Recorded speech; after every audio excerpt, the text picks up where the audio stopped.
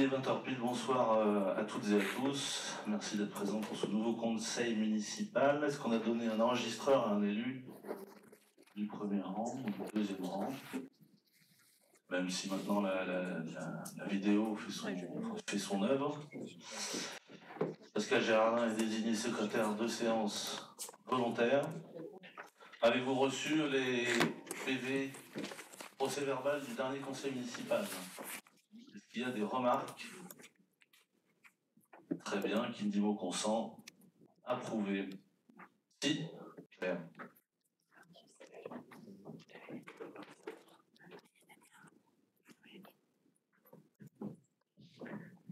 Bonsoir.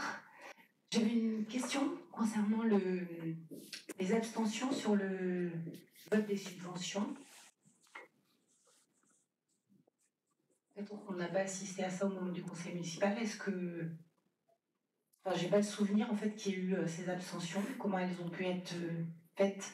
Donc des éléments de compréhension. Des abstentions, donc il y avait des gens qui avaient, dans notre majorité, il y a eu 2 abstentions. De mémoire, c'était Audrey Fayola et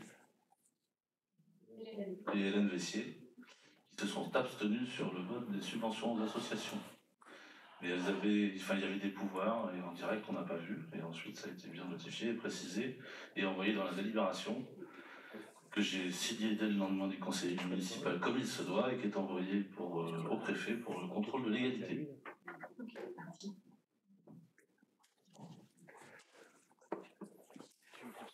C'est plus une remarque qu'une question. Lecture des pouvoirs. Delphine est arrivée en temps et en heure. Alain Buzyn donne pouvoir à Gaël Bultel. Jérôme Bourdeau donne pouvoir à Pascal Gérardin. Virginie Fallour va arriver avec un petit peu de retard, donc en début de conseil, elle donne pouvoir à Sonia Belloni. Et Élodie Fournier, qui est en congé, donne pouvoir à Cyril Josso. Hervé Carré donne pouvoir à Cécile Ruy-Carpentier. On est d'accord là-dessus? Ok.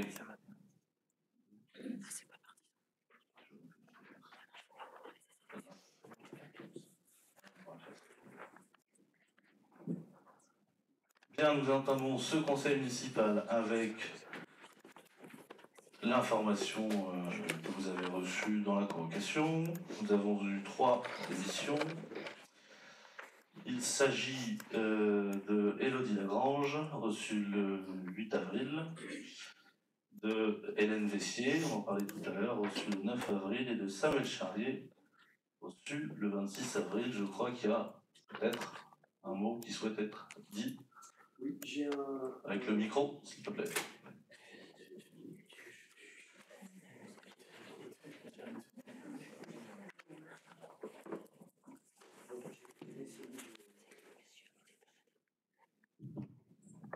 Voilà, c'est un mail que j'ai reçu, que Hélène Vessier me demande de vous lire.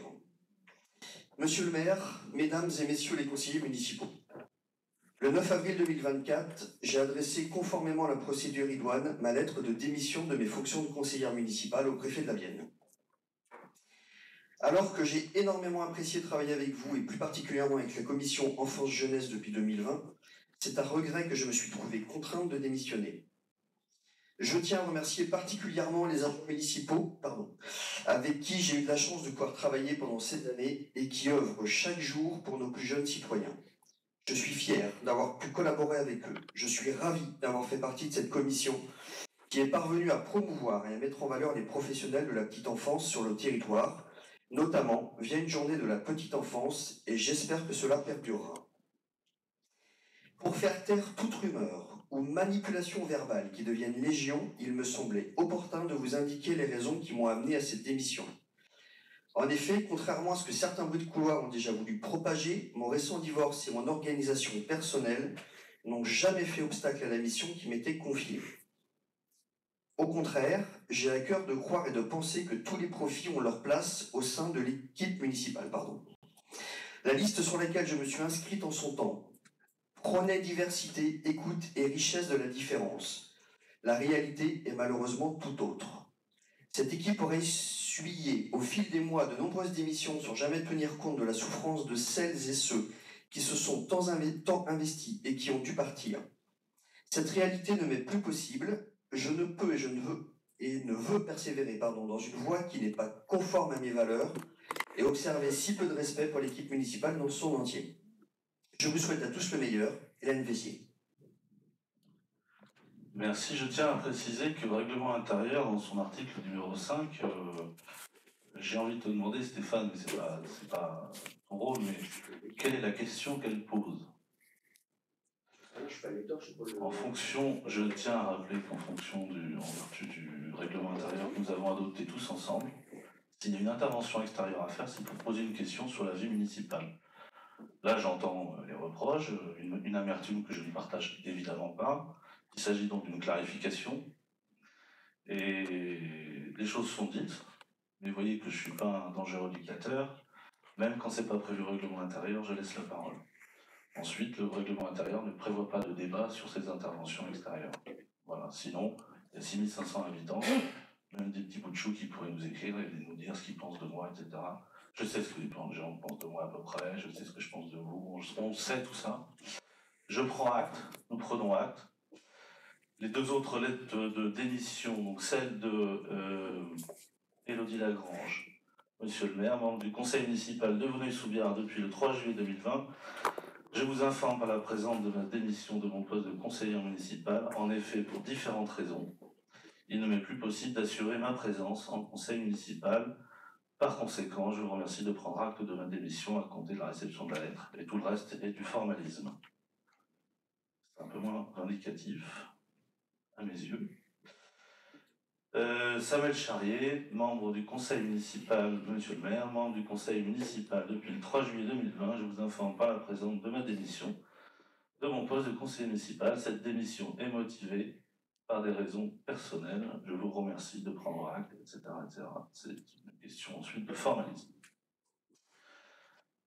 Ça nous fait jamais plaisir, mais vous savez, au bout de 4 ans, enfin 6 ans, parce que nous on est parti 2 ans avant le début, en campagne, à 30, 2 ans de campagne, c'est éprouvant, puis 4 ans d'exercice, de fonction d'élu, c'est éprouvant.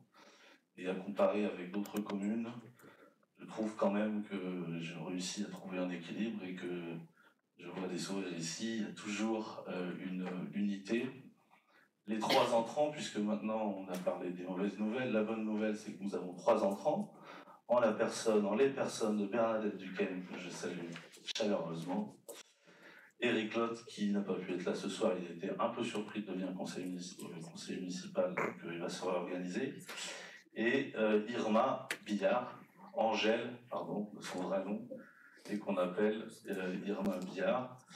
On s'est entretenus tous ensemble, et comme je vous le disais tout à l'heure, cette clarification fait qu'aujourd'hui, la majorité s'en retrouve renforcée. Évidemment, quand on a des points de désaccord, ça peut arriver, quelqu'un démissionne, ça fragilisait peut-être un peu. Les entrants ont été impatientes et motivés. On est toujours tous ensemble pour aller jusqu'au bout de ce mandat et œuvrer suivant tout ce qu'on avait dit dans notre profession de foi. Donc je suis très adepte de cette clarification et bon vent et merci quand même aux 3 démissionnaires. Il y en a eu dans les équipes d'opposition, il y en a dans toutes les mairies de France, c'est comme ça, c'est la vie. Et quand il y a un sortant, il y a un entrant. Donc ça, c'était une information. Il n'y a pas de mise au vote. Bienvenue aux nouveaux élus. Claire Bobinet. Merci. Juste pour clôturer du coup cette information, je voulais au nom de notre équipe remercier Madame Élodie Lagrange, Madame Hélène Vessier et Monsieur Samuel Charrier pour notre travail de coopération lors des commissions et plus particulièrement dans le cadre des travaux de la commission éducation et petite enfance à laquelle je participe. Nos points de vue ont pu être à certains moments différents. Ils ont toujours été constructifs et au regard de l'intérêt pour les Vouneuillois et pour la commune. Nous souhaitons leur adresser nos remerciements. Pas d'autres remarques.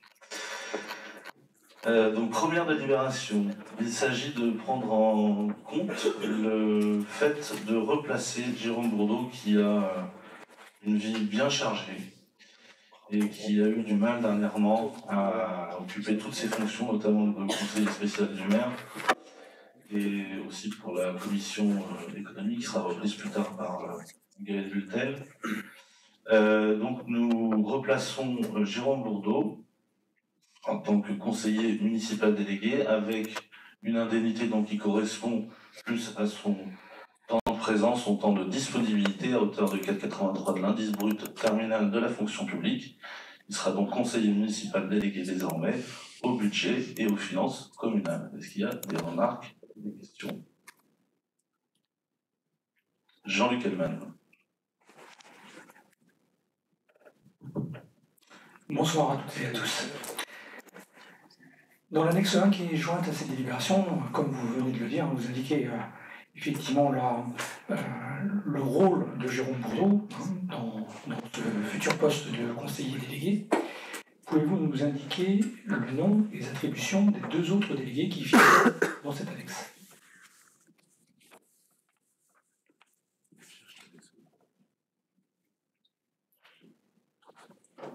Alors, évidemment, on a Virginie Fallour qui était déléguée à la culture, elle n'est toujours pas arrivée.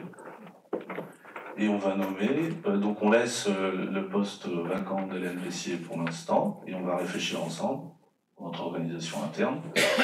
Les 3 postes de délégués sont créés, avec un qui est vacant pour l'instant. Et je vais nommer quelqu'un dans les temps qui viennent. Le rôle de ce 3e délégué n'est pas défini aujourd'hui? Ça sera probablement toujours à la petite enfance, parce qu'il y a beaucoup de travail. Donc Mais laissez-moi construire mon équipe. Une équipe, vous savez, je dirige quelques entreprises par ailleurs, je dirige une municipalité, je dirige des services à Grand Poitiers, ça bouge de partout, ça bouge dans tous les sens, tout ça c'est un puzzle et il faut l'organiser. C'est mon rôle de chef, ne vous inquiétez pas, pour le coup, je suis capable de le faire. Juste pour compléter Jean-Luc, sur les conseillers délégués, il n'y a pas d'obligation de pouvoir un poste vacant. C'est une décision du maire, donc voilà, on y travaillera. Donc peut-être qu'il sera remplacé, peut-être pas. Il y en avait 3. Est-ce qu'il y en aura 3 demain? On y travaillera dans les commissions et en copie l'ensemble. Je copie le bureau municipal de la semaine prochaine avec les élus de la majorité. On va parler de ce sujet, ça sera à l'ordre du jour. Les attributions, notamment pour Gaël Bultel, qui se propose pour l'économie, un 3e délégué ou une 3e déléguée ou pas, etc. On en parle entre nous. Et puis les remplacements dans les différentes commissions municipales. Donc, la vie continue d'avancer, à mon avis.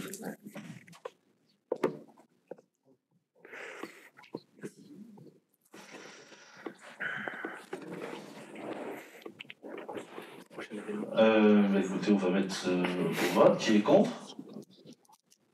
Qui s'abstient? Adopté. Merci. La 2e délibération, je passe la parole à Sonia Benami. Merci. Donc il s'agit de la création d'un poste d'adjoint administratif principal de première classe à temps complet à compter du 1er juin 2024. Donc il s'agit de Madame Debien qui qui exerce actuellement des missions de chargée d'urbanisme et de gestion foncière. Je tiens tout particulièrement à la remercier parce que c'est vraiment de façon très resserrée et très quotidienne que je travaille avec donc Madame Debien et qui m'aide énormément au quotidien, ainsi que l'ensemble des Vouneuillois. Et donc pour donner suite à la proposition d'avancement de grade envoyée par le centre de gestion, et afin donc de tenir compte surtout de l'évolution des postes de travail de ces missions, puisque notamment la partie urbanisme a subi de nombreuses évolutions, donc elle a récupéré de nombreuses missions qui nous ont été donc déléguées par Grand Poitiers. Donc le maire propose au conseil municipal de procéder, et c'est vraiment un grand plaisir, à l'avancement de grade de Madame Debien. Avez-vous des questions?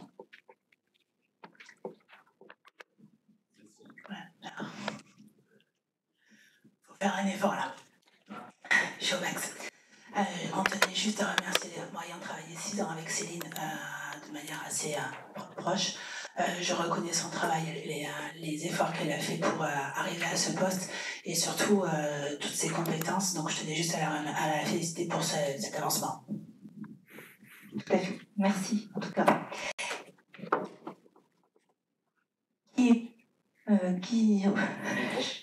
Pardon. Qui est contre? Qui s'abstient? Adopté, merci. Merci. Troisième délibération que je vais vous présenter. Il s'agit de la création d'un poste d'adjoint administratif principal de première classe à temps complet à compter du 1er juin 2024 pour donner suite à la proposition d'avancement de grade envoyée par le centre de gestion et afin de tenir compte de l'évolution des postes de travail au sein de la municipalité et des missions assurées. Le maire vous propose au conseil municipal de procéder également à l'avancement de grade de Madame Adeline Viguier, que je croise tous les jours puisqu'elle est au même niveau que moi de bureau derrière. Elle exécute les missions d'archiviste. Alors sans vouloir polémiquer, les archives avaient été mises de côté complètement sur les 2 derniers mandats. On a des priorités parfois, où on n'a pas de poste ou personne à mettre en face. Elle est en train de rattraper les 12 années. Est en train d'organiser les années suivantes. Une municipalité a l'obligation légale d'avoir des archives, vous doutez bien. Et puis, ne serait-ce que pour l'aspect légal, c'est obligatoire. Hein, voilà, tout simplement. Donc, qu'il y a des questions, des remarques. Moi, je remarque, en tout cas tous les jours, le sérieux dans son travail. Les horaires sont entièrement respectés. Le petit bonjour, le petit sourire, on est toujours côte à côte finalement, on se connaît peu, mais on se côtoie tous les jours et c'est quelqu'un qui fait un travail de fourmi. Merci à elle de rattraper tout ce retard. Qui est contre? Qui s'abstient? C'est adopté. Merci.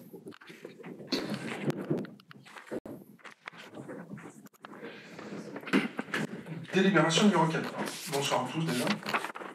Donc c'est pour la création d'un poste d'adjoint technique territorial à temps complet pour l'accroissement saisonnier d'activité du 1er juin au 31 août. Considérant la charge de travail saisonnière plus importante, en particulier sur la période estivale, pour les agents des services techniques de la collectivité, il convient de créer un poste d'adjoint technique territorial au service technique du 1er juin au 31 août 2024 pour accroissement saisonnier d'activité.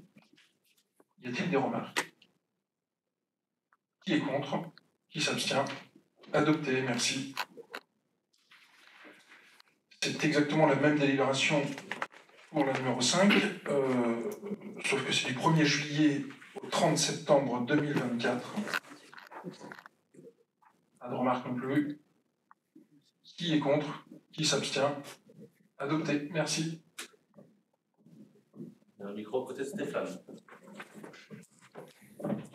Audrey Fayola pour la délibération numéro 6. Pardon. Bonsoir à tous. Donc une délibération qu'on a l'habitude d'effectuer concernant la création de 15 postes d'emploi en contrat non permanent, en contrat d'engagement éducatif pour les animateurs pour la période du 1er juin au 30 août 2024 pour l'accroissement et pour recevoir tous les enfants du centre de loisirs pendant leurs vacances. Avez-vous des questions? Qui s'abstient? Qui est contre? C'est donc adopté. Merci. Tu conserves le micro parce que les suivantes seront à toi. La 7e délibération que je vous présente instaure une IFCE, c'est une indemnité forfaitaire complémentaire pour les agents qui vont nous accompagner tout au long de la journée des élections européennes qui, je le rappelle, auront lieu le 9 juin. Les agents arrivent très tôt le dimanche matin, vers 7h, avec nous les élus pour préparer les bureaux de vote. Et puis après, on dépouille et le temps de remplir bien toutes les fiches et de transmettre les données à la préfecture, il est facilement 20h, 21h. Donc c'était une grosse journée de travail qui donne droit à une indemnité complémentaire. C'est bien normal. Est-ce qu'il y a des questions là-dessus? Qui est contre? Qui s'abstient? C'est adopté. Merci. Délibération 8 et 9. Alors, la délibération 8, je vais vous parler du parcours BAFA de territoire. Je vais faire un petit historique Depuis 2021, en fait, c'est un travail qu'on avait déjà mené sur Vouneuil-sous-Biard. On avait fait une convention BAFA de territoire sur le territoire exclusif de Vouneuil-sous-Biard. Il s'agissait d'un accompagnement financier et humain pour les jeunes de notre commune, pour l'obtention du diplôme et la recherche de stage. Donc, ils passaient le diplôme à Vouneuil et faisaient leur stage en priorité sur le centre de loisirs. Donc, 2 objectifs, accompagnement de nos jeunes, et le deuxième objectif, surtout pour le centre de loisirs, l'augmentation de la qualité d'accueil des enfants au centre de loisirs, puisque nous avions des animateurs fidèles, et puis, qui avaient d'ailleurs fréquenté le centre quand ils étaient jeunes, et surtout diplômés. Cela avait donné lieu, il y a quelque temps, à l'augmentation du contrat CE, qui était l'objet de la délibération 6, et on avait passé d'ailleurs de 55 à 65 € la journée au centre de loisirs. Donc, à la demande de Mounir El Aimour, que je remercie sincèrement puisqu'il a fait un gros travail sur ce sujet, on a pensé à un BAFA de territoire en allant un peu plus loin. Donc, on a rencontré 3 autres communes, les communes de Millau-Sens, Saint-Benoît et Fontaine-le-Comte, qui étaient des communes qui avaient également un centre de loisirs et puis, à pourvoir avec des besoins pour l'été. Biard, par exemple, ou Béruges ne sont pas concernés, puisqu'à Biard, ils ont une convention avec la Blaiserie, c'est ça, à Poitiers, et puis Béruges, les enfants de Béruges l'été, ils viennent à Vouneuil, et Quincé également, c'est une structure privée, je crois que c'est la CASE d'ailleurs, qui, en partie, qui accueille les enfants. Donc 3 communes, Ligné, Saint-Benoît et Fontaine. Donc depuis janvier, plusieurs réunions ont eu lieu avec des élus et des directeurs de centre.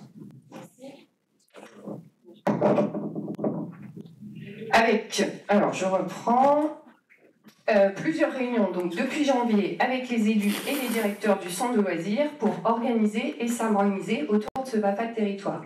Donc en termes d'harmonisation, c'était quand même un peu complexe, puisque par exemple, je vous avais parlé du tarif CE, de combien on payait les jeunes. C'était pas le même sur toutes les communes. Il a fallu également s'harmoniser sur comment organiser les temps de formation pour le BAFA et faire une convention financière entre toutes les communes. 4 objectifs pour ce nouveau BAFA de territoire, donc on double les objectifs. Rassembler et accompagner les jeunes des 4 communes, c'est toujours intéressant d'aller voir ce qui se passe ailleurs. Fédérer une dynamique intercommunale, comme on le fait déjà d'ailleurs avec Biard et Béruges, concernant tous les sujets de l'éducation et de la petite enfance, s'harmoniser sur les pratiques, parce qu'en fait, en fonction des centres de loisirs, ils fonctionnent différemment. Il y a des politiques pédagogiques qui peuvent être différentes et du coup partagées. Et puis, faire connaître les différents fonctionnements aux jeunes. Parce que dans le premier BAFA de territoire, la problématique, c'était que nos jeunes ils restaient à Vouneuil-sous-Biard. Et c'est toujours intéressant d'aller voir ailleurs pour continuer à se cultiver et à apprendre de nouvelles choses. Donc, par des truchements financiers, l'organisation de la première session de la formation aura lieu à Vouneuil-sous-Biard. Vous aviez en annexe la convention qui a été réalisée, qui a plein de couleurs et qui est assez jolie. On a 2 partenaires, la Roeven et les Francas, puisque c'est les Francas qui ont vraiment dynamisé cela. On essaie de faire un vrai travail de communication auprès des jeunes et puis aussi de valoriser cet engagement auprès des enfants, cet engagement d'animateur. C'est vrai qu'en job de vacances, c'est assez sympathique de se retrouver avec des enfants, puis travailler avec des enfants, c'est très riche. C'est pas moi qui vais vous dire le contraire. Donc fin août 2024, il y a 15 jeunes des 4 communes qui vont venir à Vouneuil-sous-Biard, qui vont préparer leur premier BAFA et qui iront lors de toutes les vacances dans différents stages sur les 4 communes. Voilà, pour le BAFA territoire. Je le redis, merci à Mounir El Aimour. Moi, j'ai fait 2 réunions, il a fait la suite, puisque après tout ce qui est éléments techniques, on laisse les agents se travailler entre eux. Avez-vous des questions? Qui s'abstient? Qui est contre? C'est donc adopté. Merci pour tous ces nouveaux animateurs. Alors, je garde le micro. Je vais vous parler d'un sujet qui n'est pas l'animation. En fait, en tant qu'élu, on est garant. Est-ce que tu peux lancer, s'il te plaît, le diaporama annexe, Sylvain? Merci. Je vais vous parler du taux d'effort. Alors, avant de commencer cette présentation, j'ai une pensée. Une pensée, parce que le taux d'effort, vous allez voir, c'est une réflexion de tarification. Donc la tarification de la commission enfance de jeunesse, on est obligé d'y penser, puisque comme je vous dis, on est garant du bon fonctionnement du centre de loisirs, et il est financier également. Donc en fait, pour construire une tarification et vraiment changer, parce que vous allez voir, ça va être un gros changement, j'ai une pensée pour Thierry Ecal, puisque Sylvain m'avait dit, quand on avait commencé à travailler là-dessus en 2021, qu'il avait déjà essayé, mais bon, c'est un travail qui est long, qui mérite de la réflexion, et donc j'avais une pensée pour lui et pour toi, Sylvain, et je suis contente de la présenter aujourd'hui, parce que c'est moi qui vous la présente, mais en fait c'est le travail. Ça ne serait pas du tout humble de dire que c'était notre travail de la commission, c'est un travail long, un travail d'élu, et merci donc à Thierry pour cette amorce ou cette petite graine semée. Ensuite, les remerciements. Déjà pour Louis, parce qu'il y a un travail technique qui est immense dans ce travail.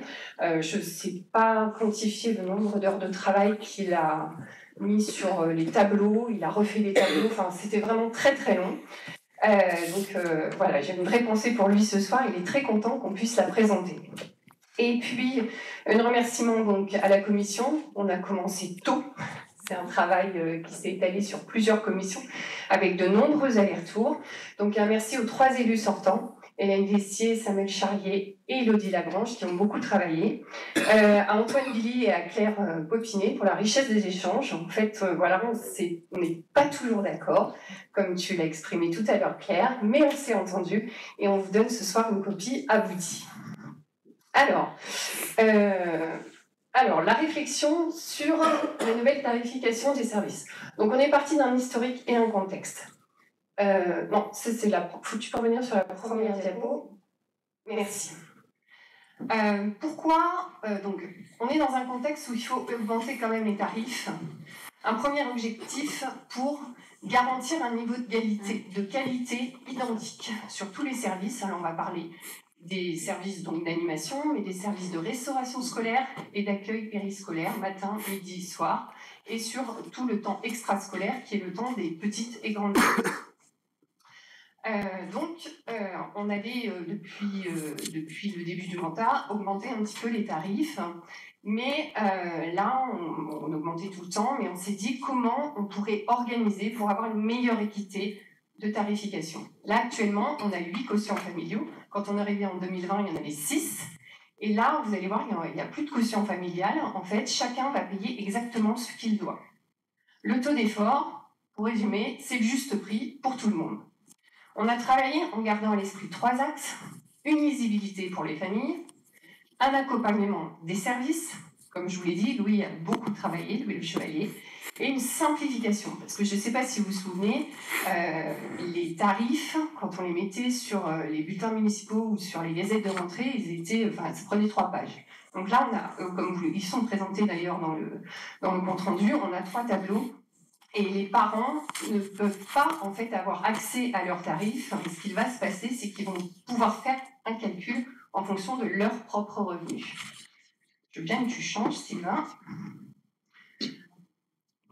Alors, je vous disais que c'était un temps long, donc comment on a procédé? Donc, on a réfléchi un long moment et on a travaillé essentiellement sur 2 commissions qui étaient uniquement dédiées à ce travail pour une mise en œuvre au mois de septembre. Donc, en fait, on est content parce qu'on a un peu d'avance, donc on vote ça en mai, et ce qui nous laisse le temps pour la communication et l'accompagnement des administrés, ce qui va être un gros travail également. Le 12 mars, on a présenté les tableaux. C'est-à-dire qu'on a fait un simulacre.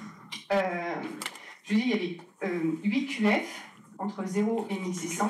Et en fait, on a pris plein de QF et on a essayé des taux d'effort. C'est-à-dire qu'on a multiplié le prix. On a un prix haut, un prix bas. Et pour essayer de voir combien coûterait chaque prestation pour chaque famille, pour avoir quelque chose de cohérent et que chacun ne se sente pas en fait un peu... parce que l'équité, ça se met en place, mais au départ, ça peut paraître pas simple. Voilà. Donc, on a essayé beaucoup de... Vous voyez, on a fait en fait des produits en croix, on a essayé beaucoup, on a beaucoup discuté. Et puis, on s'est dit, OK, on fait ça. Mais il y a un point de vigilance, c'est que est-ce que les gens connaissent exactement leur QF? Est-ce qu'ils l'actualisent vraiment auprès des centres de loisirs? C'est-à-dire, est-ce que quand on change de QF, on a un autre enfant, ça change, donc ça va changer de vie. Est-ce qu'on ne va pas se retrouver avec des gens qui disent bah ouais, mais là j'ai changé quelques jours, tout ça. Donc ça, c'était vraiment un point de vigilance important. Le 8 avril, on a eu besoin d'aide, donc on a fait appel à l'extérieur. On a fait venir quelqu'un de la CAF et qui a, dans un premier temps, validé le travail proposé par les services. Et puis, on a attendu le retour donc, des deux groupes, d'Antoine et de Claire, qui avaient retravaillé avec leurs équipes respectives. Donc, qui nous avaient fait un travail. D'ailleurs, c'est important, ça, d'avoir le recul nécessaire, puisque, comme je vous le disais, on change quand même un peu les choses. Et on avait une vigilance sur 3 QF. QF3, les anciens QF, QF3, QF4, QF5, puisqu'il y avait des augmentations et des baisses qui n'étaient pas toujours équitables. On a présenté ce travail aux élus de la majorité le 30 avril et aujourd'hui en conseil municipal, on vous présente ce travail abouti et validé par la commission et les élus de la majorité. Alors on va avoir c'est bien qu'on le fasse le 15 mai parce qu'on va avoir un gros travail de communication. Donc on l'a présenté aujourd'hui en conseil municipal. Et puis à l'issue, donc bien sûr s'il est voté, je vois Valérie qui m'a demandé 1200 caractères ce matin pour mettre ça dans le prochain Vouneuil Info, qui sera une première étape pour les Vouneuillois. Ensuite, dans mon rôle d'élu à l'enfance jeunesse, je fais tous les conseils d'école. J'irai le présenter au conseil d'école, donc je le présenterai aux enseignants, mais également aux parents d'élèves qui représentent les parents des 4 écoles. Et puis, on a pensé à 2 réunions publiques où on accueillera les parents. Les 10 et 17 septembre, une pour les enfants du bourg ici et une autre celle des Arches à Bouzou. Tous les ans, on fait une petite gazette de rentrée qu'on met dans les cahiers de rentrée pour les enfants. Donc ça sera encore une fois expliqué à tous les parents. Et sur les réseaux, donc on s'est rapproché de ce qui avait été fait sur les autres communes. Il y a 4 communes seulement qui sont passées au taux d'effort, notamment Buxerolles. On est allé voir comment ils faisaient et ils proposent un simulateur de calcul. C'est-à-dire que chez moi, j'ai mon QF, et ben je peux savoir combien je vais payer pour la cantine, combien je vais payer. Puisqu'en fait, ce qu'on a choisi, ce qu'on vous présente dans cette délibération, ce sont les taux d'effort, c'est-à-dire le coefficient multiplicateur. J'ai fait un petit point sur la diapo suivante, merci Sylvain. Non. Oui. Pardon. Donc, une petite présentation technique. Comment on a fait pour choisir tous ces chiffres? Alors, on n'est pas parti de rien. Déjà, on avait un historique sur la commune, et puis on est allé voir les tarifs sur les autres communes. Donc, pour faire un comparatif entre ce que payaient les gens sur les autres communes et ce qu'on payait à Vouneuil-sous-Biard. Pour chaque service, on a désigné un prix panier, c'est-à-dire le prix le plus bas, et un prix plafond, le prix le plus fort. Qu'on pouvait, alors c'est-à-dire que qu'on a un QF de 2000 ou de 4000, de toute façon, on paiera ce prix fort. Donc pour chaque service, on a fait ce travail-là.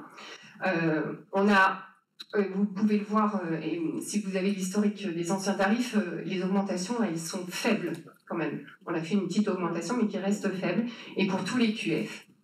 Et puis, on a choisi donc ce coefficient multiplicateur pour chaque service et pour chaque situation. Alors c'était assez compliqué puisqu'on en a quand même beaucoup. Donc entre l'enfant qui vient le matin, le soir, on avait parfois un tarif si on venait le matin et le soir. Donc on a fait une simplification. C'est-à-dire que si l'enfant vient le matin, il y a pour le matin et pour le soir, mais on a enlevé toutes ces complexités de tarifs. Voilà, quand je vous disais, on a simplifié les choses. On a une vigilance sur la restauration scolaire. En 2021, on a travaillé sur la tarification sociale, c'est-à-dire pour chaque repas à moins de 1 €. Alors, pour rappel, à Vouneuil, avant, les prix c'était entre 2,05 et 2,35. Donc quand je suis arrivée, c'était ce qui se passait. Quand on est passé à la tarification sociale, on a mis les 4 premiers quotients familiaux payaient moins de 1 €. Ça s'appelle la tarification sociale, c'est-à-dire que la CAF, c'est bien la CAF, Sylvain, abonde pour la commune d'une valeur de 3 €, qui a été renforcée d'1 € supplémentaire, puisqu'on répond à la loi Egalim sur les 2 sites de restauration scolaire qui permettent aux enfants de manger sainement. Donc, on a une vigilance, donc vous allez voir sur les tableaux de la restauration scolaire, en fait, les premiers, on a fait 2 coefficients multiplicateurs pour qu'on conserve ces tarifs à moins de 1 €. Voilà. Je voulais quand même vous parler de la CAF, parce que même si on a mis du temps à se mettre d'accord, en fait, la CAF nous a tous mis d'accord quand ils sont venus nous voir le 8 avril. Elle a fait un constat, c'était toujours intéressant, que la tarification des services de Vouneuil est restée très abordable, donc était basse, notamment pour la restauration scolaire. On reste bas et c'est très très bien. Elle nous a parlé du taux d'effort en nous disant que de toute façon, actuellement, le taux d'effort, c'était la tarification la plus équitable et la plus adaptée. Et c'est vrai, en fait, parce que en fait, cette notion de tranche de quotient familial, en fait, ça peut paraître parfois injuste. En fait, pour 1 € de plus, des fois, 1 € de QF de différence, mais on avait une augmentation vraiment certaine. Là, ça n'existe plus. Il n'y a plus de QF. Maintenant, chacun va payer ce qu'il doit en fonction de ce taux d'effort. Pour l'instant, la CAF préconise la mise en place du taux d'effort. Elle accompagne les communes. Je vous disais, il y en a 4 sur le département. Mais la COGE, alors la COGE, c'est la Convention Objectifs et Gestion, va la rendre obligatoire d'ici 4 ans. Donc on aura un peu d'avance à Vouneuil-sous-Biard, et c'est pour ça qu'on est content d'avoir sauté le pas, j'ai envie de dire. Et voilà, ça a été un gros travail, mais voilà, on aura de l'avance, et je suis assez contente de vous présenter ça ce soir. Elle a eu un regard sur la simulation de Louis Le Chevalier, alors qui était aboutie après plusieurs commissions. Elle a trouvé la proposition cohérente, et de toute façon, ne vous inquiétez pas, cette proposition a été validée par le contrôleur avant la mise en œuvre au mois de septembre. Donc elle est validée, on s'est renseigné hier soir. Il y a des avantages et des désavantages pour certains QF par rapport à ce qu'ils payaient avant. En fait, voilà. Mais avant, on peut se dire, c'est une phrase de Sylvain que j'aime bien reprendre, en fait, on rattrape une égalité qu'il pouvait y avoir, dans un sens comme dans l'autre. Et elles sont tout à fait relatives. Elle nous a incité à faire très attention sur la communication qu'on allait faire autour de ce travail. C'est pour ça qu'elle a été vraiment pensée. Voilà, elle perdure dans le temps. J'attends du monde quand même sur ces réunions publiques. Je serai accompagnée des agents. C'est important d'être présent, d'expliquer ce changement, et voilà, qui prend du temps. On lui a posé la question sur le point de vigilance sur comment on fait quand on change de QF. En fait, il y a une actualisation actuellement en janvier et en septembre. Et puis, il préconise de vérifier avant chaque vacances scolaires. Donc, c'est un accompagnement des familles. Je pense que c'était la dernière. J'étais longue, et voilà, j'espère que j'ai été claire surtout. Est-ce que vous avez des questions ou des remarques? Qui s'abstient? Qui est contre? Je vous remercie, puis vraiment, sincèrement, merci à tout le travail, à tous les remerciements au départ. C'est un travail long pour cette mise en œuvre. Je compte sur vous pour m'aider à communiquer. Et merci, je crois que c'est un grand pas pour l'équité en termes de tarification et pour garantir le maintien de qualité des services périscolaires. Merci beaucoup. Merci. Tu conserves le micro pour la 10e délibération pour le label Lire et Faire Lire. Alors, la labellisation Lire et Faire Lire. Depuis plusieurs années, alors notamment quand on a refait le PEDT en 2022, on a noté, et d'ailleurs c'est un des grands enjeux de ce lien du périscolaire avec le scolaire, de continuer à apprendre sur tous ces temps hors de l'école. Et on a des bénévoles qui font partie de cette association. Alors je vais les nommer parce que voilà, ce sont des dames essentiellement, discrètes, qui interviennent auprès des écoles sur les temps avec les animateurs, sur les temps de la petite enfance, qui vont lire des livres qui apprennent aux enfants à se poser et à écouter. Donc il s'agit de Dominique Brion, qui lit les mardis au CP, CE1, CE2 sur le temps de la pause méridienne à Camille Desmoulins. Michel Lépine, qui lit tous les mardis sur la pause méridienne aux grandes sections de maternelle et au CP du groupe scolaire Jacques-Yves Cousteau.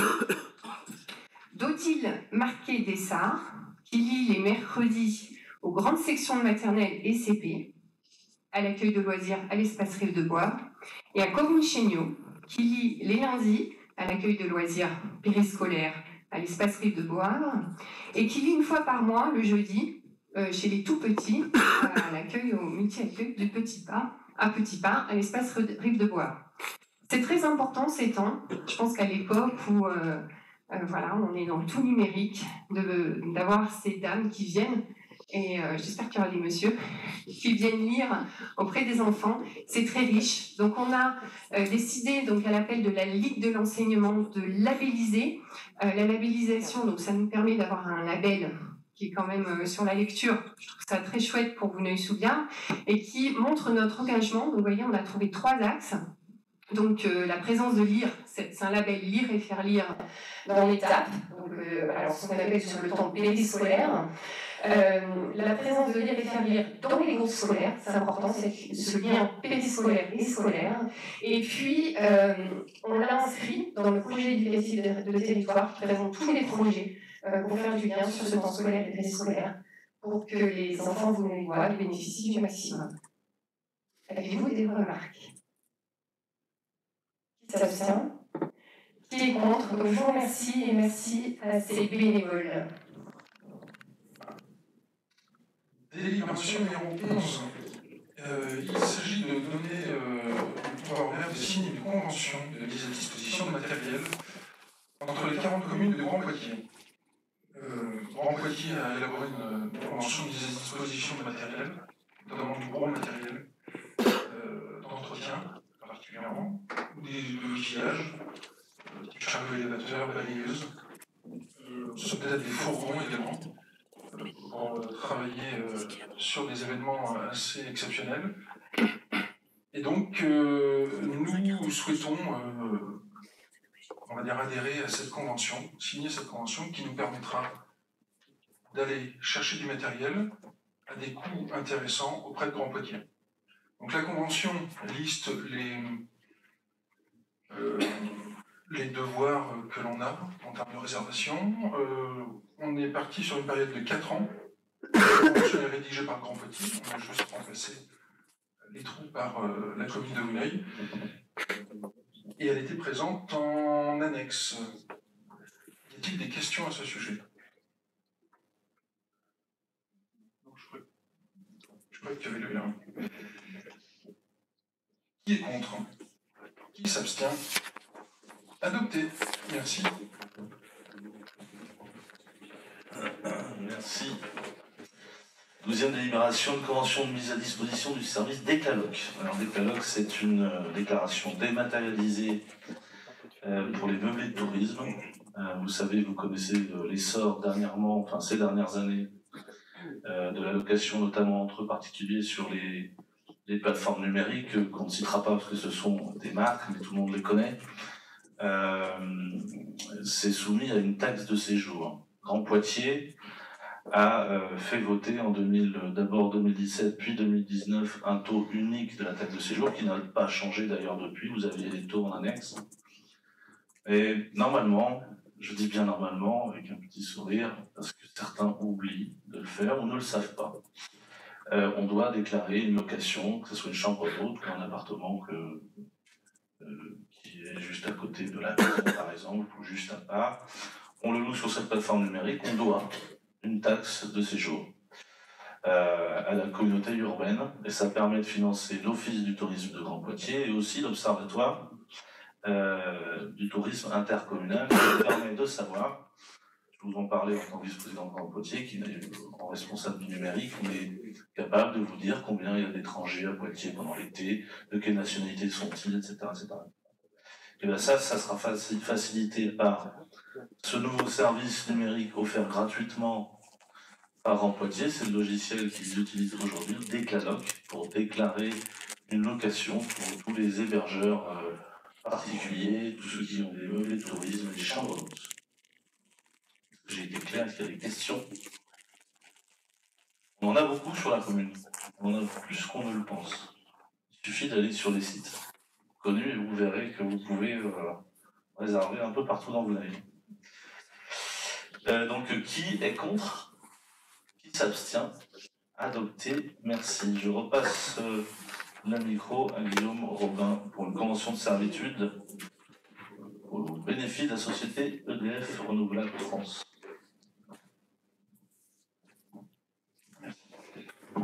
Il y a quelques temps, la société EDF Renouvelable était venue nous présenter un projet de parc photovoltaïque. Il nous sollicite aujourd'hui pour leur accorder un droit de passage sur une parcelle qui n'appartient pas encore à la commune, mais qui est en cours de rétrocession, sur un petit bout de chemin. On parle de 100 mètres carrés, et ils ont besoin d'y passer pour réaliser leur projet, contre un loyer de 2 000 € par an. Ça permet d'entretenir le chemin, de passage. Ils comptent également y enterrer des câbles électriques. Voilà, donc, le but de la délibération, c'est de donner l'accord et l'autorisation au maire de la signer. Ça fait 2 000 € par an. Et le droit de pas l'entretenir. Voilà. Y a-t-il des interventions? Qui est contre? Qui s'abstient? Adopté. Merci.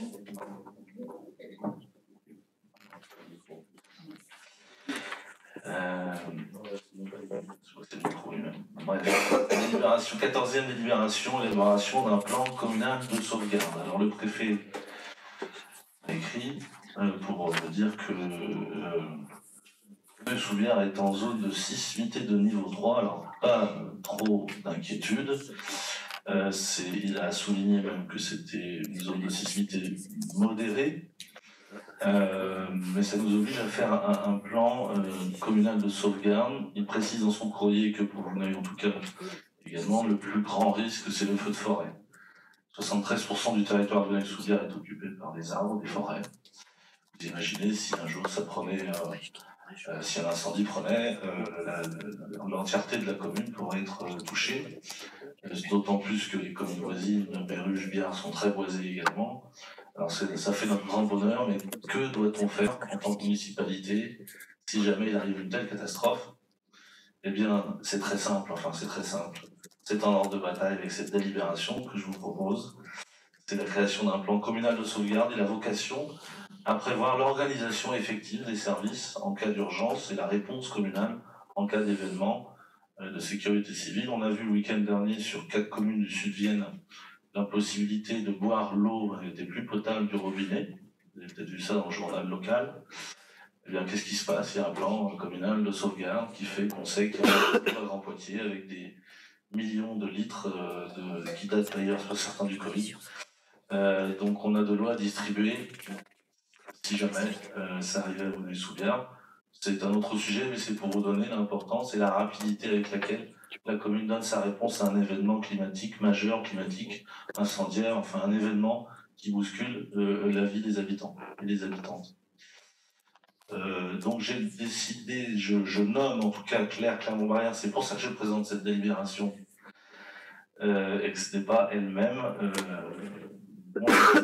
comme référente risque majeur. Elle sera donc chargée de mener à bien, sous la responsabilité du maire, la création et la mise en place de ce fameux plan communal de sauvegarde. Voilà. Est-ce qu'il y a des questions? Oui, Géraldine Dupuis. J'aimerais savoir quelle démarche allez-vous mettre en place pour élaborer ce plan communal de sauvegarde? Qui va y participer du coup sur la commune, à part Claire? Et est-ce qu'il y aura un travail commun avec les communes limitrophes pour les dangers potentiels communs? On fait partie d'un... Moi, je ne sais pas te répondre. Ce que je sais, c'est que cette délibération vous a nommé Claire Clermont-Barrière, responsable du projet.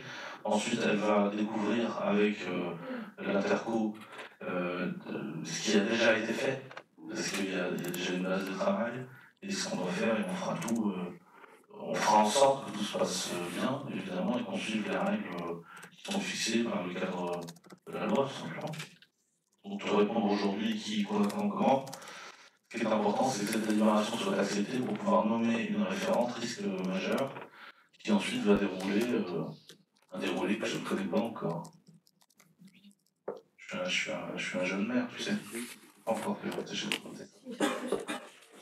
Mon premier mandat. Mais l'essentiel, c'est qu'on s'en occupe. Parce que je vois à Grand Poitiers, je fais partie notamment du groupe de travail sur la cellule de crise. La cellule de crise, vraiment intercommunale. Il y a des choses auxquelles on ne pense vraiment pas. Enfin, avant de faire partie de cette commission et de cette cellule de crise potentielle, c'est vrai qu'il faut écouter tous les acteurs et les actrices du territoire. Voilà, des choses auxquelles on ne pense pas. Hein. Sur l'eau, l'assainissement, si on n'a plus d'eau du tout, que se passe-t-il? Comment fait-on? Voilà, donc je ne veux pas m'étendre là-dessus, mais c'est pour dire que c'est une forme de cellule de crise et qu'elle sera reliée, j'imagine, à celle à laquelle je participe en tant que vice-président dans Poitiers. D'autres remarques ou questions? Qui est contre? Qui s'abstient? C'est adopté. Merci. Je passe la parole pour la dernière et 15e délibération à Delphine Girard pour une subvention exceptionnelle. Alors en effet, j'ai reçu un mail il y a à peu près 2 mois de l'association Mozart et Décor qui était un petit peu au chômage technique du fait que la machine Chorus, qui est la machine à découper le verre, a rendu l'âne. Ça fait à peu près 2 ans qu'ils s'y attendent. Elle a été réparée un petit peu, une petite réparation de fortune comme on dit. Donc voilà, donc là il n'y a plus rien à faire. Donc au vu des comptes de l'association, j'ai proposé en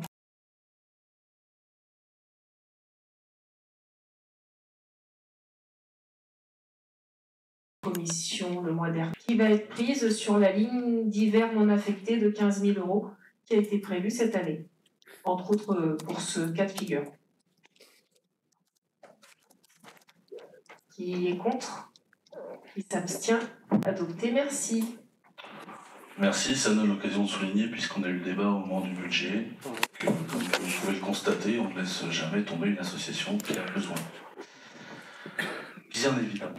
Vous aviez en information complémentaire les décisions prises par le maire en vertu de sa délégation générale de signature. Il y a toute une première partie investissement et fonctionnement, la liste est longue. Est-ce que vous avez des questions particulières? Oui, Philippe Landais, si tu as un micro, vous devez en avoir un pour vous tous là-bas. Non, il a été donné. Alors, je n'ai pas une voix qui porte, mais je vais essayer pour une fois. Alors, on va t'en prendre.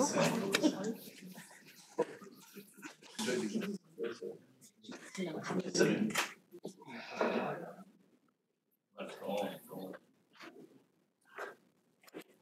C'est bon, c'est bon. Voilà. Bien. Alors, monsieur le maire, les dépenses concernant l'atelier de l'Ourcq suggèrent des questions, évidemment, vous en doutez, sur l'aménagement centre de Pouziou. Jean-Luc Kelman, vous avez interrogé pour notre groupe lors du conseil municipal du 14 février pour vous alerter sur les risques, notamment financiers, qu'il y avait à notifier le marché de travaux du terrain synthétique, alors que planait une décision de justice. À cette question, vous aviez répondu que vous connaissiez et assumiez ce risque et que le projet irait à son terme. La décision de justice n'étant pas suspensive, je reprends les termes. Aujourd'hui, ce qui n'était qu'un risque est devenu une réalité. Le juge des référés du tribunal administratif a contraint la commune à interrompre sans délai les travaux par ordonnance du 9 avril 2024. Par conséquent, la situation suggère, comme je l'ai dit, pas mal de questions. Chez les Vounois et Vounois, j'en retiens 3. Quelle suite sera donnée au projet de terrain de foot synthétique de Pouziou? La deuxième, c'est si les travaux étaient suspendus et le marché résilié, quel est le montant total de l'indemnisation qui est en jeu auprès de l'entreprise chargée des travaux et aussi du bureau d'études chargé de la maîtrise d'œuvre. Enfin, troisième question, quelles conséquences pour le projet d'aménagement du cœur de Bourg? Alors, je vais... pardon, mais on va respecter l'ordre des choses. Évidemment que nous avons travaillé ardemment depuis cette décision de justice. On aurait pu aller au Conseil d'État, on a décidé de ne pas le faire, parce qu'on avait prévu des solutions alternatives. et qui vont être présentés à la commission urbanisme du 4 juin, à laquelle je serai moi-même présent et mon premier adjoint, Gaël Bultel, autour de Sonia pour expliquer les avancées. Doutez bien qu'avec les entreprises intervenantes, il y a des négociations qui ne sont pas terminées, donc on verra le 4 juin. Il y a des solutions alternatives pour que ce projet aille jusqu'au bout, et je peux vous le dire, il ira jusqu'au bout, parce que il y aura des obstacles, mais avec les solutions qu'on va proposer, on va pouvoir faire ce projet. Donc moi, nous sommes assez tranquilles.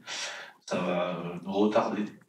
Je crois que c'était le but, mais ça va se faire quand même. Avec des aménagements qui sont présentés d'abord et discutés d'abord en commission urbanisme.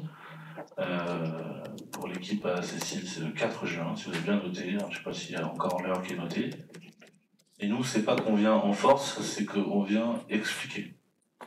Ce qui est très important de noter sur ce projet, c'est la demande de ceux qui voudraient prendre des cellules commerciales, la demande des professionnels de la santé et même des demandes de logement. Déjà, on ne sait même pas comment on sera totalement dessiné tel ou tel bâtiment, mais il y a déjà des gens qui nous demandent en mairie, moi je veux réserver un logement. Donc aujourd'hui, on est en capacité de dire que le taux d'emplissage est de 100%.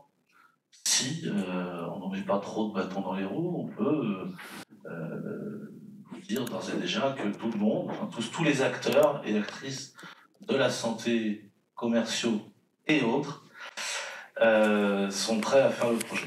Après, il y aura une question juridique. J'entends ici ou là, ou j'ai lu ici ou là qu'il y aurait systématiquement des recours. On a travaillé beaucoup avec notre cabinet d'avocats qui aujourd'hui va prévenir ces recours, puisqu'on va vous présenter ces aménagements juridiques pour pouvoir quand même réaliser ce projet. Question de Cécile Ricard-Pontier.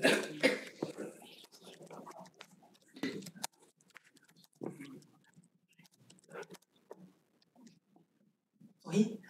Alors, je vais juste revenir sur un point. Bien sûr que la question allait être posée aussi par notre groupe. Juste pour un rappel, quand on est devant le tribunal administratif, c'est entre 12 et 18 mois. Et si on part en décision d'appel, c'est 2 ans. Donc en fait, ça remet fortement en cause le projet du terrain synthétique, on est d'accord sur ça. Parce qu'en définitive, jusqu'à présent, vous ne savez pas. Je rejoins, et vous le savez très bien, la notion de perte financière qui peut se faire, puisque Eurovia, qui est quand même le lot numéro 1, a signé un endroit de demander une résiliation qui s'expose à 5%, et vous le savez très bien, sans compter la maîtrise d'œuvre et tout ça. Ça, il y aura une décision qui pourra soit être une perte sèche pour la commune, si vous perdez, soit au final, il n'y aura pas de perte, dont acte. Moi, je vais juste revenir sur 2 points. Le premier, c'est que ce qui m'ennuie en fait aujourd'hui, et désolé d'enfoncer le clou, quand j'ai lu l'article des référés, c'est les propos que j'ai tenus en conseil municipal en 2021-2022, où j'avais dit qu'il n'était pas possible de construire en zone agricole. J'espère avoir raison. Pour l'instant, c'est les propos qui ont été retenus par le juge des référés. À cette époque-là, beaucoup se sont moqués en disant que je n'étais pas professionnelle, et je redis les termes du conseil municipal. Aujourd'hui, on me donne raison. C'est dommage de ne pas pouvoir écouter en temps quand on dit quand on a l'expérience de connaissance de la commune, de ne pas écouter les gens parce qu'on est une opposition. Et ça, c'est fortement dommageable parce qu'en fait, aujourd'hui, le juge des référés me donne raison et je l'ai donné en 2021-2022. Ça, c'est un aparté, mais ça me tient à cœur aussi de le dire. Moi, je voudrais juste revenir aussi sur notre point, le crédit immobilier. J'ai pas eu l'annexe 2 où on fait référence au projet. Et j'aurais bien voulu savoir de quel projet, si le crédit, c'est bien le projet de Pouzou ou si il n'y avait pas dans l'envoi, Sylvain, que tu m'as fait. Il n'y a pas l'annexe, en fait. Voilà, c'était juste. Et là, je vais revenir, puisque tu parles toi-même des loyers, et c'est très bien. Et ça va pas vous faire plaisir, mais tant pis, il faut quand même le dire au bout d'un moment. Il y a beaucoup d'informations qui circulent entre élus, dans la commission, en dehors de la commission. En information, on apprend plein de choses par la population. Lors des dernières commissions d'urbanisme, et c'est vraiment grave, parce qu'en avril, c'est moi-même qui ai posé la question en disant si les prix de vente avaient été définis sur le projet de Pouzou. D'accord ? La réponse a été donnée et actée dans le conseil en disant, dans le compte rendu, c'est à l'étude, rien de précis, c'est en négociation, mais avec le promoteur. Moins de 6 jours après, malheureusement la commune elle est petite et elle discute, un courrier a été envoyé par vos soins aux professionnels de santé. moins de 6 jours. Avec l'annonce d'un loyer à 575 € pour 30 mètres carrés, si je ne me trompe pas. Comment arrivez-vous à définir un loyer sans connaître préalablement le prix de vente d'équilibre que j'avais demandé? Alors, ça ne sert à rien de blablater, hein, s'il vous plaît. Moi, c'est une demande de notre groupe. Merci pour le temps restant d'être plus transparent, cela devient vraiment usant pour nous. Mais vraiment. Si vous avez des informations, vous les transmettez. Parce que là, 6 jours, c'est pas possible. C'est impossible. Et ça devient vraiment fort désagréable d'apprendre les informations par l'extérieur. Et malheureusement, elles transitent. Vous ne pouvez pas l'empêcher, ça. C'est un truc que vous ne pouvez pas faire. Et non, il est bien impossible de sortir un loyer sans connaître le prix de vente au préalable. Ça, c'est impossible. Dans la promotion privée, je le sais. Et vous aussi. Donc, pourriez-vous nous transmettre l'équilibre financier de l'opération, puisque vous avez dit qu'elle allait pour se poursuivre. Donc, est-ce qu'elle se poursuit en l'état? On verra bien le 4 juin. On n'est pas là pour discuter de ça. Mais par contre, arrêtez de cacher les informations, parce que ça se sait. Et c'est vraiment désagréable. Et ce qui est désagréable aussi, moi, de ce que j'entends, alors tu sais, tu dois fréquenter des gens qui te soutiennent ou que tu connais plus ou moins. Et moi, je fréquente des gens qui me soutiennent. Et eux, ce qui les embête, c'est votre opposition systématique. Le fait de remettre en cause et même d'essayer de, pourquoi pas, freiner un projet que eux attendent. Donc, je réitère ce que j'ai dit en préambule.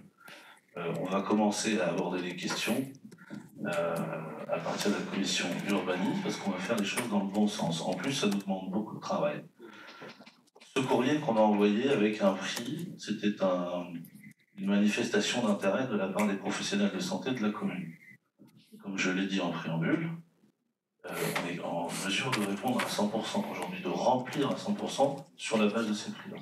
Ces prix-là ont été faits par le promoteur, et on a pris une surface, et on a fait une règle de droit, et on est conseillé au jour le jour par le promoteur, par la SEP, etc. Donc on est capable d'un coup d'avoir un prix, mais on est capable, et c'est ça que tu ne comprends pas, et c'est ça que tu ne vois pas, pourtant tu as été adjointe, c'est qu'on a des rendez-vous, tout ça c'est une pièce montée qui se monte progressivement.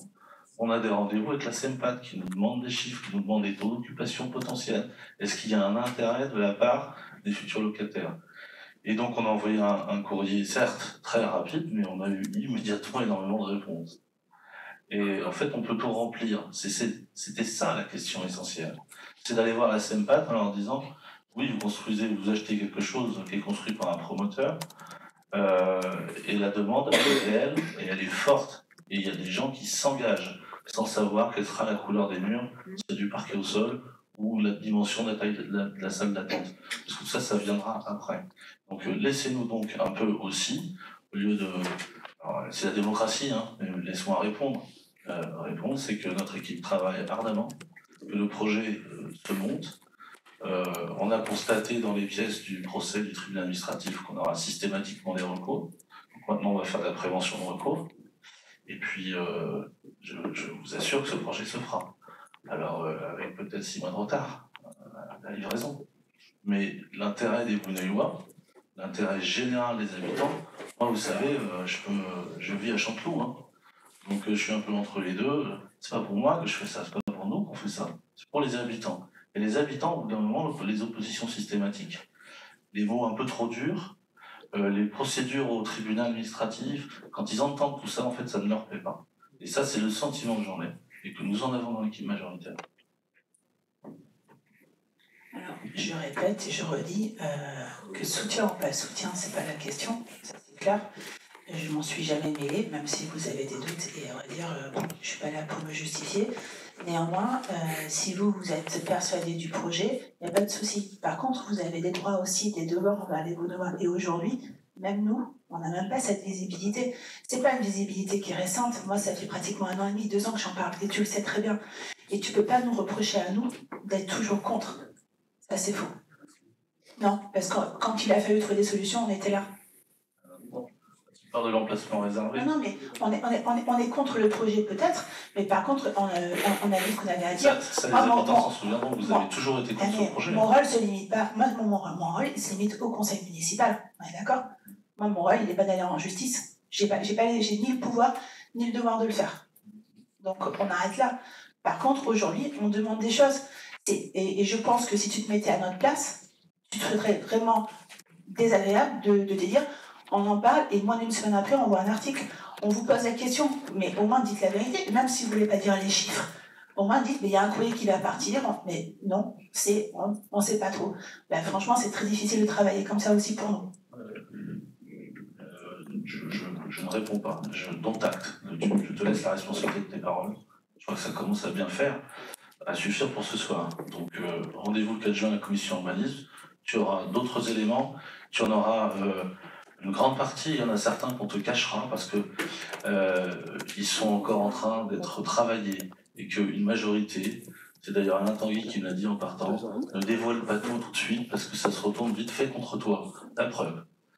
Est-ce qu'il y a d'autres informations? Parce qu'en fait, on est passé directement au débat, alors que moi, je vous parlais des feuilles d'investissement, de fonctionnement. Est-ce qu'il y a des questions là-dessus? Est-ce qu'il faut respecter aussi autre chose?